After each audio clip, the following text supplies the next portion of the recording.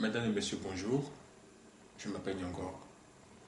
Aujourd'hui, j'ai un message à partager avec vous. Voici le message. Il y aura toujours des occasions de chute. Ah, qu'est-ce que c'est? Quand vous entendez ça, à quoi pensez-vous? Quand vous dites qu'il y aura toujours des occasions de chute, à quoi pensez-vous réellement? Ou à qui pensez-vous? Qui sera à l'origine de la chute de quelqu'un? En général, on pense au diable. On pense à nos ennemis qui cherchent en permanence à nous mettre le bâton dans la roue. Aujourd'hui, Dieu nous dit qu'il y aura toujours des occasions de chute.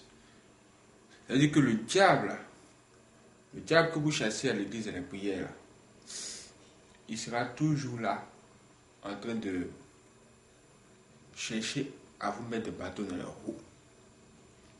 Genre pour dire qu'il ne peut pas mourir. Il ne peut pas, on ne peut pas le tuer. Dieu seul sait comment il va gérer son cas. Et on se demande maintenant, mais comment nous devons faire pour avoir la victoire sur lui et tous les jours de notre vie? C'est à ce moment-là que nous allons aller dans 1 Pierre 5, verset 8. Dans 1 Pierre 5, verset 8, il est écrit: soyez sobres, veillez. Votre adversaire, le diable, rôde comme un lion rugissant, cherchant qui il dévorera. Est-ce que vous avez entendu ça? Le monsieur nous dit, soyez juste sobres. C'est-à-dire que genre, on lui dit, genre, faut pas trop manger, au point où tu vas devenir lourd. Ou trop boire au point où tu ne reconnais même plus ton voisin. Parce que si tu es dans cet état, c'est le lion qui dévore, risque de te dévorer. C'est-à-dire que tu dois toujours vigilant parce que le diable, il ne meurt pas, on ne peut pas le tuer. Tu dois toujours être éveillé, tu dois veiller. Tu ne dois pas être distrait dans cette vie-là. Parce que le diable, il rôde autour de toi, cherchant les moyens d'entrer dans ta vie et de faire d'énormes dégâts. Vous voyez ça? Vous voyez ça? Parce que les gens se disaient, oh, mais le diable, on a fait des prières contre toi. On t'a chassé, mais tu es là. Comment se fait-il que tu sois encore là? Les gens se sont posés tellement de questions que ils sont allés voir un pasteur. Ils ont ramassé des bois, des balais, et ils sont descendus dans l'église du pasteur. Et ils disent au pasteur, s'il te plaît, joins-toi à nous, afin que nous puissions aller frapper le diable. Ah! Le pasteur même était surpris. Il était étonné. Il a dit, mais attendez, vous voulez aller frapper le diable vraiment? Mais où est-ce qu'il habite? Où est-ce qu'il habite? Qui sait où le diable habite pour aller le frapper? Ou bien pour aller le tuer? Et puis, on ne va plus parler de la souffrance sur la terre. Qui sait? Personne ne sait. Le pasteur a ajouté ceci. Il dit, mais Jésus-Christ lui-même, quand il est venu sur la terre, il n'a pas demandé à ses disciples de se joindre à lui pour aller tuer le diable. Mais pourquoi venir demander à lui, le pasteur, le simple pasteur, d'aller tuer le diable? Vous ne pouvez pas tuer le diable, mais vous pouvez l'empêcher de travailler, arrêter ses actions. Mais vous-même, il va falloir être prêt. On dit, soyez sobre. Ne soyez pas des soulards. Si tu es un gars qui est ivre et que le diable vient, hey, ce lion-là risque de te dévorer. Ça veut dire quoi? Ça veut dire aussi que le diable te cherche sérieusement. 24 heures sur 24, il te cherche. Là où tu travailles, il te cherche. Il te cherchera et il va toujours te chercher. Te chercher à te créer des histoires, de créer des ennuis. Même venir mettre des problèmes là où il n'y en a pas. Toujours chercher à transformer tes moments de joie en moments de soucis, d'inquiétude. Là, il va falloir être très concentré. Même quand tu es en joie. Parce que le diable rôde. Il rôde comme un lion. C'est quelqu'un qui va manger. Ce gars-là, il ne rigole pas. Ça me rappelle ce qui s'est passé récemment au Nigeria. Une femme a décidé de se mettre à rechercher une servante. Et voici qu'une servante va venir. La servante arrive. Après des entretiens, elle accepte la servante. Et elle se met à travailler. Le premier mois, ça a marché. Le deuxième aussi.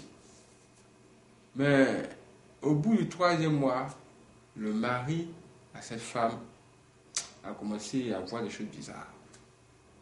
Il pose la question à sa femme, il dit, mais écoute, es-tu sûr que la servante qu'elle a là, c'est vraiment une femme? La femme dit, mais de quoi il s'agit? N'est-ce pas elle qui prépare ici? N'est-ce pas elle qui fait tout ici? Elle fait bien son travail, n'est-ce pas? Mais pourquoi est-ce que tu oses me demander si c'est un homme ou c'est une femme? Le monsieur lui a demandé d'aller quand même vérifier et voir en profondeur qui est cette personne. Quand cette femme est allée voir même les pièces d'identité, comparée à tout et fait des recherches approfondies, elle découvre que son mari n'avait pas tort. Il y a quelque chose qui ne cloche pas, qui ne tourne pas rond dans cette histoire. Voici comment, à la fin, ils vont finir par découvrir la véritable identité de cette nouvelle servante. Et c'est un garçon. C'est un garçon qui a juste porté des vêtements de femme, des soutiens-gorge remplis de chiffon partout à gauche et à droite. Et ils étaient surpris. La femme dit, oh, quoi? Sérieux? Pendant 3 mois, on est resté ensemble ici sans savoir que cette personne, c'est un homme. Tout de suite, le quartier est sorti. Les papatos sont venus. Les caméramans sont venus. Il fallait voir des filmer, on filmait. Et c'est là, c'est venu me trouver. Il dit, mais attends, qu'est-ce que c'est? Quand vous voyez la personne, c'est évident. C'est un homme. Mais pourquoi cette personne a-t-elle décidé de se comporter ainsi et rentrer dans la maison de cette famille? Pourquoi? On dit, le diable il rôde comme un lion. Un lion qui a très faim, qui cherche qui va dévorer. Elle a vu une personne, Elle n'est pas entrée en profondeur. Elle est juste restée à la surface. Et elle a dit, ok, ça va. Tu peux travailler sur moi. Alors qu'elle devait être très vigilante. Regarder les pièces d'identité de la personne. Aller chercher les informations là où il faut. Sur la personne. Parce que cette personne qu'elle va choisir pour mettre chez elle, cette personne peut détruire sa vie. Parce que c'est elle qui prépare. C'est elle qui va veiller sur les enfants. Oui, c'est la nouvelle servante. Ha! Là, on peut voir le diable. On peut voir le diable. Avait-il des cornes? Est-ce qu'il ressemblait à un lion? Ha! Il était déguisé. Comme quoi le diable se déguise. Faites très attention. Et ce diable qui est venu la combattre comme ça, et on l'a attrapé, il va partir, hein? Mais il va attendre encore un peu de temps et choisir une meilleure occasion pour revenir contre cette femme et sa famille sous une autre forme. C'est pourquoi on vous dit, soyez sobre, ne soyez pas saoulés. Veillez. Veillez sur votre maison. Qui rentre, qui sort.